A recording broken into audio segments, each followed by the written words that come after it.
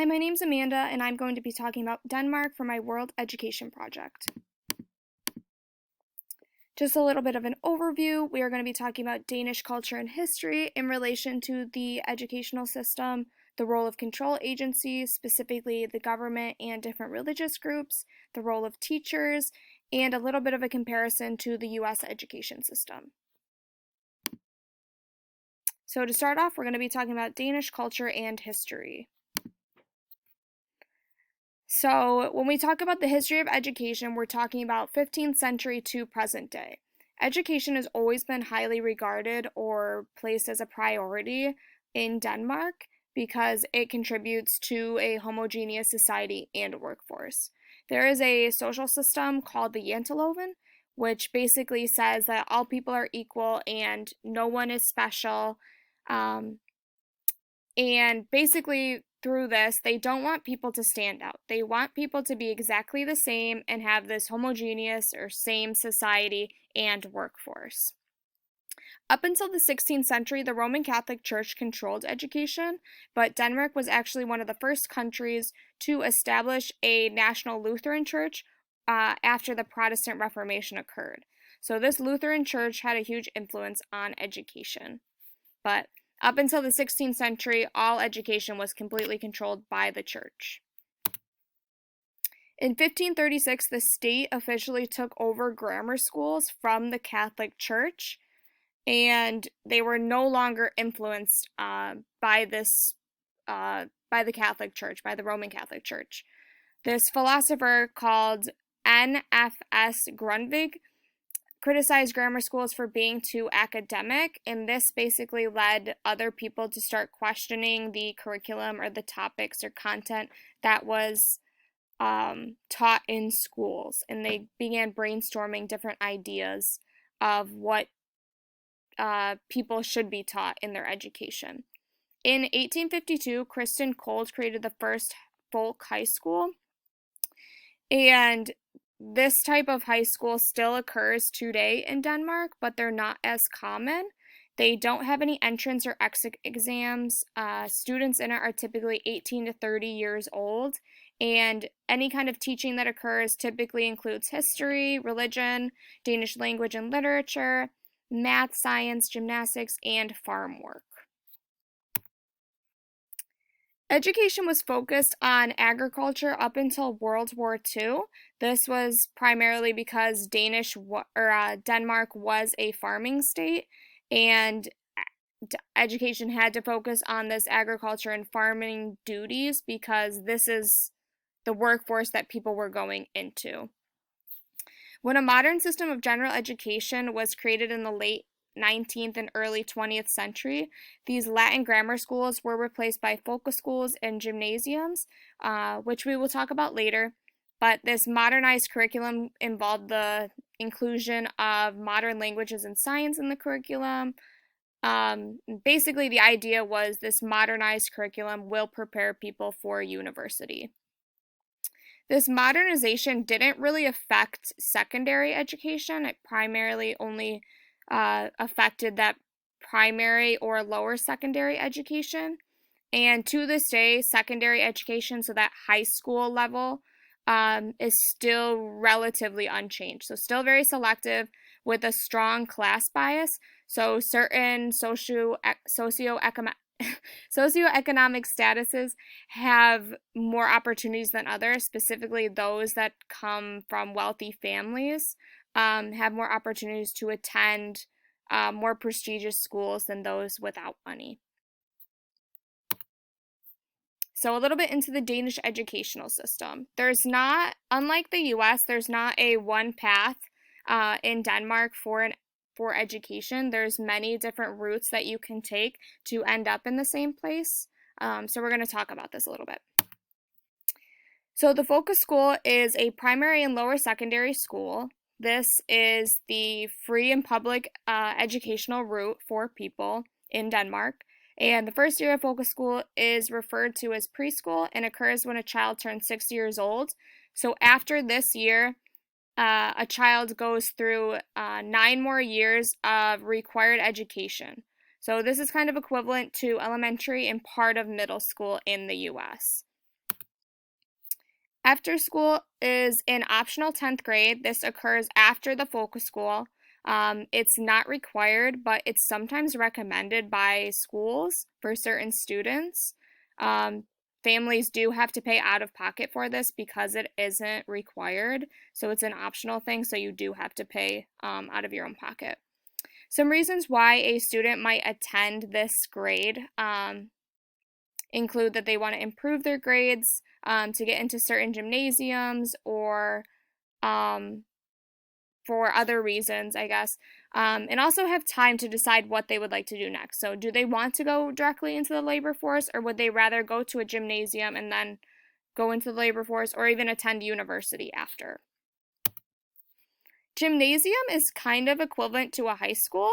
It's not mandatory, but it's needed to, you need to attend this in order to go to university. So you can attend this immediately after that focus school, so those first 9 years of education, or after school, which is that 10th grade. Either way will work. Students are usually 16 to 19 years old, so it's kind of equivalent to those last couple years of high school. There's 2 tracks that you can take in gymnasium. It's a general education track, which is the plan to continue to university, or you can go to the vocational or technical education track, which the plan is to prepare you for the workforce or the labor market. Students who choose to go to university will have to choose from one of 4 programs that each focus on a different, a couple subjects. Typically, if students attended that 10th grade, that after school, they will transition to the HF program, which is a little bit shorter than the other 3. It only requires 2 years of coursework, whereas the other ones require 3. The reason why this one's a little bit shorter is because after school is already another year of studying. So if you add 2 and 1 together, you get 3. So with the combination, they're equivalent to the other 3. There's also international schools. These are for foreign people that come to Denmark that aren't native to the land, and they can still get a free education in Denmark. It follows an international curriculum, and like I said, this is entirely free. It's just like attending the focus school, the free public school, except this can be in German, can be in French, English. There's a ton of different international schools in Denmark. The only requirements are that you have a CPR number, which is equivalent to a Social Security number, vaccination records, any kind of transfers from previous schools, and a language test from the school's primary language.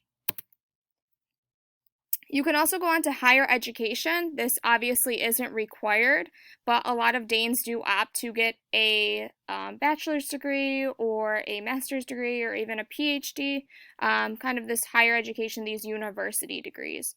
There is 5 types of higher education institutions in Denmark. So there's universities, there's university colleges, which are for professional degrees, artistic higher education institutions, schools of maritime education and training, as well as business academies. So in Denmark, the government is a parliamentary democracy. So this is basically founded in the belief that society should not be controlled by people that are in higher positions. All people are born free and equal and are entitled to take part in politics and elections. And the entire political system should be controlled by voters, or should be controlled by the people. So basically, the society believes that people should have a say in what happens or what changes are made in schools, in society, in different organizations. So how is education affected by the government? Well, people have a say in what changes are made, basically. Schools are funded from taxes. People get 50% of their income taken away in taxes. So the government kind of listens to the people because a lot of their tax money is going towards education. So people have a say in what things are happening in the schools. There is a variety of religious groups that are in Denmark. Christianity, Buddhism, Judaism, Islam are just to name a few. And the Danish Constitution guarantees freedom of religion. So there are a lot of religious groups in Denmark that do practice.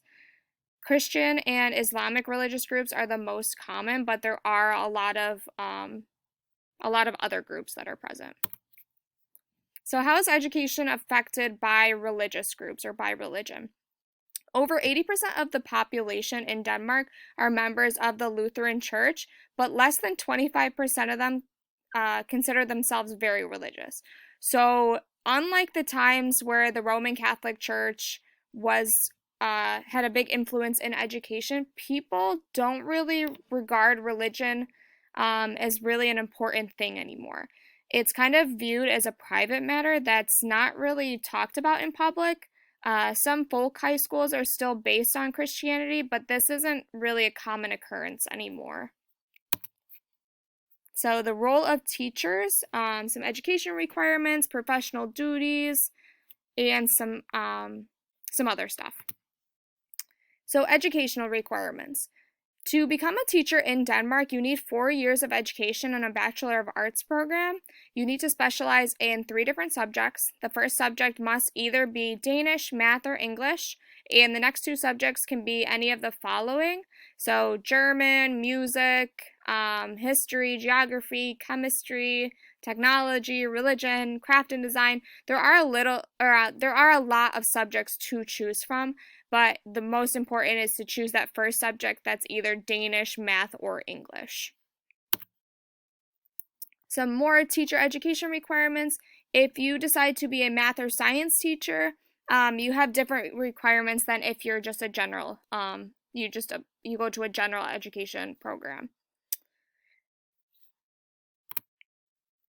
Some professional duties of a teacher. There's no one specific group or person that assesses the quality of instruction or materials, unlike the U.S. So in New York State specifically, we've got the state ed. So the State Education Board kind of assesses curriculum and sets forth standards. But this isn't a thing in Denmark. Rather than having an organization that kind of sets this curriculum and standards, you've got these school boards and teachers and various groups that kind of share this responsibility and kind of collaborate to make these decisions. This new school reform in Denmark requires teachers to implement many different types of instruction.